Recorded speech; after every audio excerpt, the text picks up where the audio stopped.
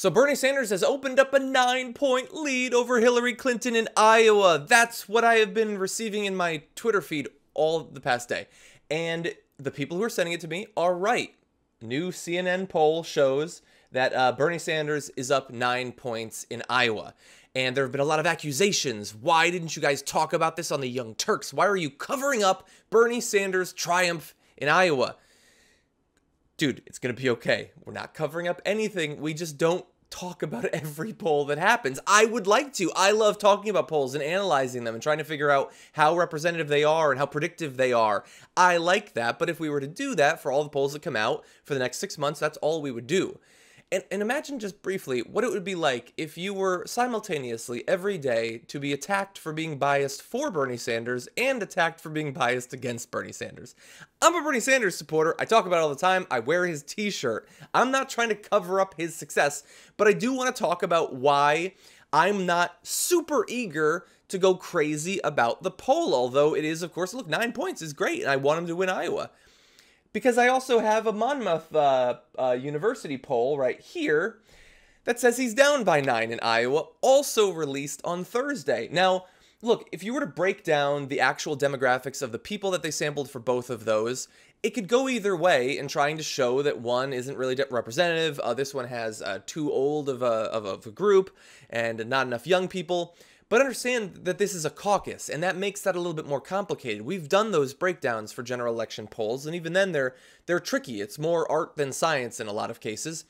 In the case of Iowa, where it's a caucus and it's in a primary, where generally the more sort of ideologically like driven people who have been in the party for a long time, they do tend to be older, and it's in a caucus. Now, I believe that Bernie Sanders, who is hugely favored by millennial voters, we know that now, he's a gigantic lead over Hillary in that, might lead those young people to flood Iowa on caucus night and to speak passionately about why they like Bernie Sanders. That might be the case, in which case polls that don't have a lot of millennials in them will be inaccurate, and they will be shown to be not predictive of the end result that we get. But if you're just simply looking back at the history of most primaries, and especially the Iowa caucuses, they're not exactly a group of 18 and 19-year-olds, and so that's why I just want to pump the brakes a little bit. If it turns out that there's 3 or 4 more polls and Nate Silver looks at it and he thinks everything's cool, and I've been reading his initial analysis and he does think that he is at least gaining on Hillary and he's got it narrowed to 5 or so points, even if he's not leading, then we can have a party in advance of the primaries and the caucuses. But one poll is not destiny. One poll is not the new dogma that we have to live our life by. And me not talking about it on the show does not mean that there is a conspiracy against Bernie Sanders, who I want to win the damn Iowa caucuses. Very excited for you and thankful that you guys sent it to me. I'm not attacking you guys. It's the ones who yelled at me multiple times on Twitter. Why aren't you talking about this? And I was getting those tweets literally as I was live on the show. It's hard to totally do a new story when we're already live on the show.